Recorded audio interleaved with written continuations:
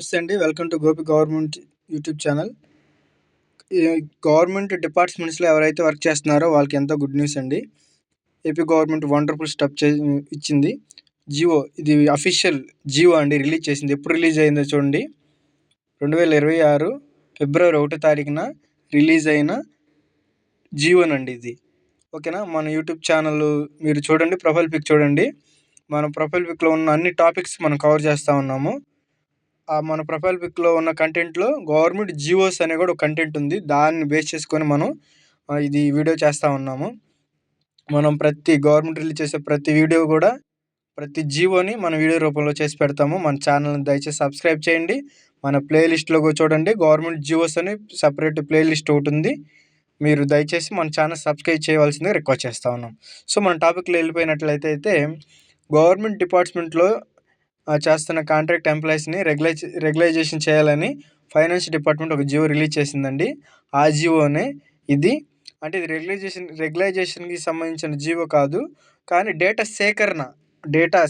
Data కావాలి అనని ఇది జియో ఇది. అంటే ఏంటి, మనం ఏం అర్థం చేసుకోవచ్చు, రెగ్యులైజేషన్ చేయడానికి ఫస్ట్ స్టెప్ అండి ఇది. రెగ్యులైజేషన్ చేయడానికి మొదటి అడుగు. సో ఇప్పుడు చూడండి, దీన్ని డీటెయిల్గా మనం డిస్కస్ చేద్దాము. సబ్జెక్ట్ మనం చూసుకున్నట్లయితే public services finance department regularisation of contract employees in government departments అంటే ఇది floral. Government departments not a singular. ఓకేనా. ఏ డిపార్ట్మెంట్స్ అనేవి మనం చూద్దాము. ఓకేనా.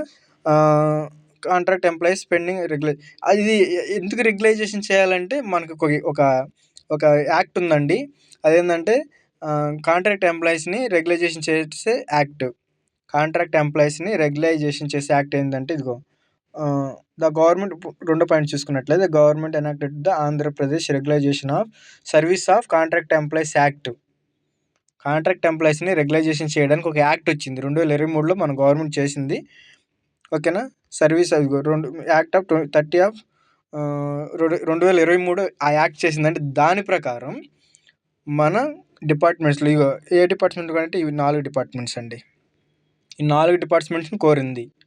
Family welfare department, higher education department, school education department, skill development department. ఈ 4 డిపార్ట్మెంట్స్లో ఉన్న కాంట్రాక్ట్ ఎంప్లాయీస్ని లిస్ట్ అడిగింది ఫైనాన్స్ డిపార్ట్మెంట్.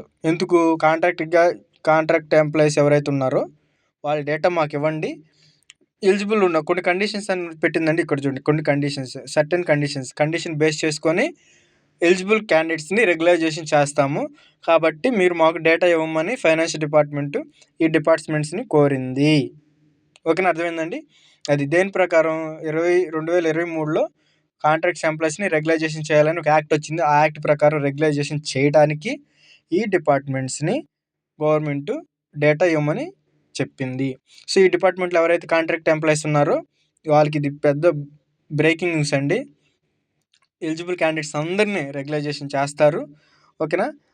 ఈ జియో నెంబర్ ఏంటంటే 114 అండి. ఇది ఇచ్చింది 114 జియో నెంబరు రిలీజ్ చేసింది గవర్నమెంటు. ఓకేనా. అది ఓకేనండి. మీరు ఎవరైతే మీకు తెలిసిన వాళ్ళు ఉన్నా, మీ ఫ్రెండ్స్ ఉన్నా, మీ బంధువులు, మీ రిలేటివ్స్ వాళ్ళు ఈ డిపార్ట్మెంట్స్లో ఎవరైతే ఉన్నారో వాళ్ళకి ఈ వీడియో షేర్ చేయండి. ఫ్యామిలీ అండ్ వెల్ఫేర్ డిపార్ట్మెంట్లో చాలామంది కాంట్రాక్ట్ ఎంప్లాయీస్ ఉంటారు. చాలా అంటే చాలామంది.